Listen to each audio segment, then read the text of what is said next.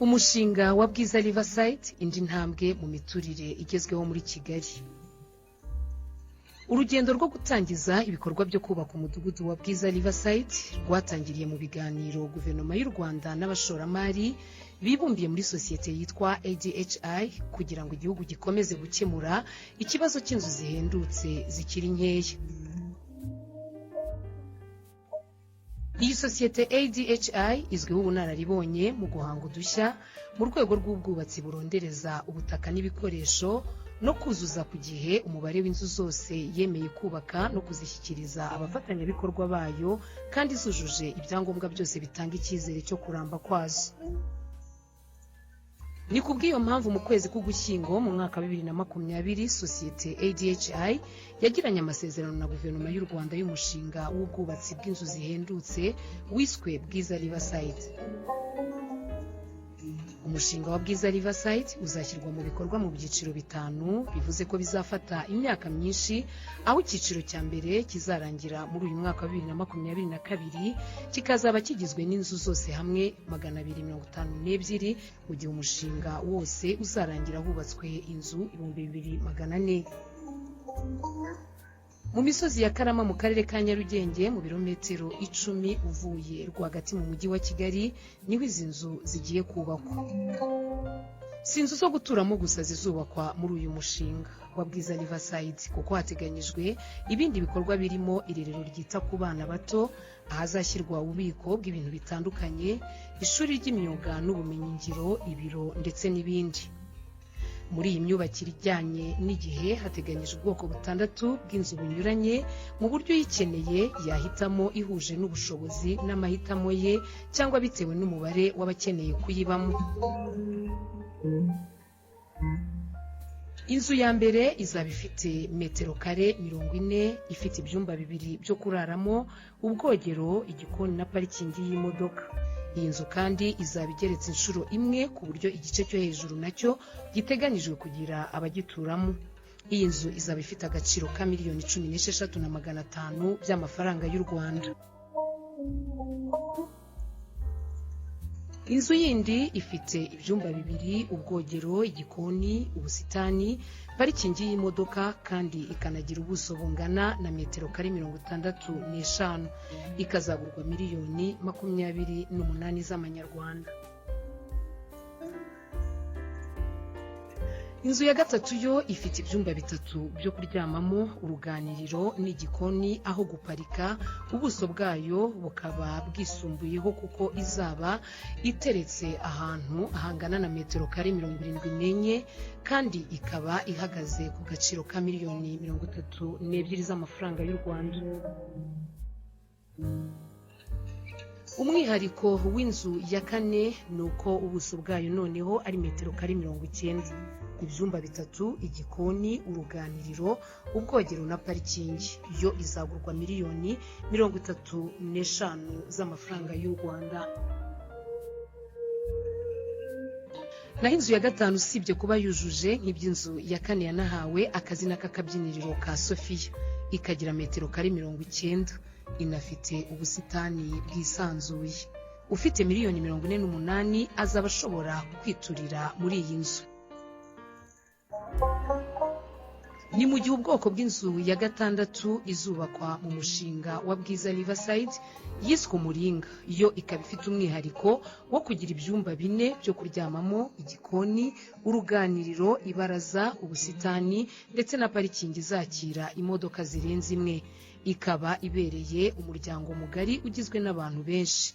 Kuri miliyoni 86 nta cyakubuza gutura muri iyi nzu izaba iteretse kuri metero kare 135.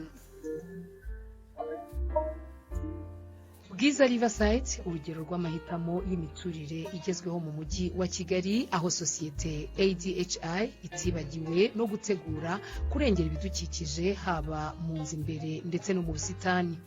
Amashanyarazi yateganyijwe gukoreshwa mu nzu zo muri Bwiza Riverside agomba kuba azigama umuriro ku gipimo cya 53%. Hateganyijwe ko amatara yo ku mihanda agomba kuba afatiye ku mirasire y'izuba. ishuri ry'ubumenyingiro rizubakwa muri uyu mushinga ryitezweho ko nibura rizaha ubumenyi abagera ku 6,250. Kugira ngo ubone inzu mu Bwiza Riverside bizajya bigusaba kujya ku rubuga rwa banki y'amajyambere y'u Rwanda BRD arirwo iwanjye.brd.rw. Kugira ngo rero wiyandikishe mu bakeneye inzu, iyi nzu ikazajya yishyurwa mu myaka 20 ku nyungu ya 11%. Bwiza Riverside ije gutanga umusanzu wayo mu gufasha u Rwanda kugera ku ntego zarwo zo kuba mu mwaka wa 2033 hazaba hubatswe inzu 40,000, aho muri zo izigera kuri 70% zizaba ziciriritse.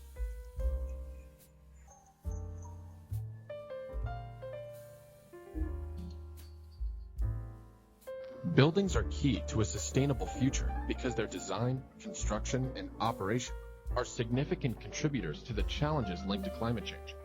According to the World Green Building Council, the construction and operations of buildings consume 36% of energy globally and are responsible for 39% of energy-related CO2 emissions. With rapid urbanization and growing world population, this explosion in demand with 230 billion square meters by 2060, which amounts to building the equivalent of New York City every month during the next 40 years. If we are going to save our planet, it is absolutely crucial that we make the right choices now, as a huge part of the solution lies in those future buildings. To make the right choices, we first need to understand how the construction sector carries such a heavy carbon footprint. First, it's through the embodied carbon, and second, through the operations of building. To be rephrased, in the building industry, embodied carbon refers to the greenhouse gas emissions arising from the manufacturing, transportation, installation, maintenance, and disposal of building materials.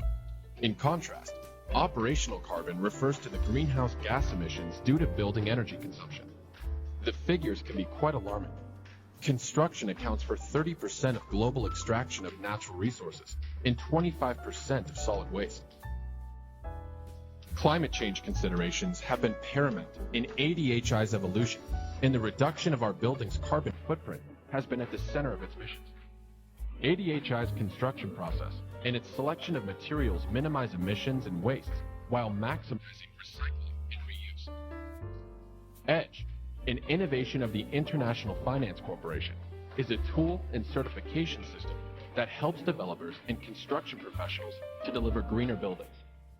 Compared with a conventional concrete house of the same size, ADHI House achieves considerable improvements across energy efficiency, embodied energy, and water efficiency materials. ADHI is able to make these significant improvements through its groundbreaking technology that harnesses the following environmental benefits. Minimized waste. Our wall frame, floor joists, and roof trusses arrive at the site pre-engineered and in kit, ready for assembly. This precision allows for no on-site cutting and virtually eliminates waste. Energy efficiency. The positive insulation characteristics of our light concrete and the air gap used for the building envelope allows for significant savings in energy consumption. Recyclability. The light steel frame used for the ADHI house structure is fully recyclable, and the formwork used for our foundations comes from 100% recycled plastic. Lower materials quantities. Our lightweight concrete is 6 times lighter than traditional concrete.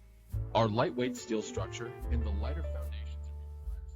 According to the OECD Better Life Index, Rwandans value home ownership as the #1 factor of happiness. Home ownership has a major societal impact as it empowers individuals with a sense of safety, confidence, patriotism, and dignity. At the national level, it creates value from within through the generation of assets and the reduction of financial insecurity. Currently, the housing shortage in Kigali is estimated at 344,000 new units over the next 10 years. This shortage is driven by a growing population that is rapidly urbanizing and faces insufficient housing options. Affordable housing is one of the priority sectors that has been particularly identified in our investment code, which means that it is one of those sectors that will drive the vision that we have for our country. Specifically for affordable housing, the government has a goal for urbanization to reach 35% in the country. That means that we need to see more housing being built to accommodate this urbanization process. We simply need to see how we can optimize this piece of land in the way that urbanization techniques elicit living conditions it's just to contribute to allow every citizen to have this tool. And then investors come in the affordable housing project. We really need to set up strong incentives to attract them. Our prime mission is to sort of like provide affordable and defined homes to the population at large. And we can only do that when we go into partnership with the public sector. And that's where we actually benefit all the incentives that the government has actually put in place for any potential developers like ourselves. Whether it's construction permits, occupancy permits, land titles, all those processes that happen in institutions that we work very closely with, the Rwanda Development Board facilitates investors so that they can get all these permits quickly and be able to go to do what we want them to do, which is to build houses. So we target all the aspects like a 360 support, activating demand, providing financing for developers, and giving them a grant, which is the infrastructure subsidy on behalf of government, to reduce their cost of construction.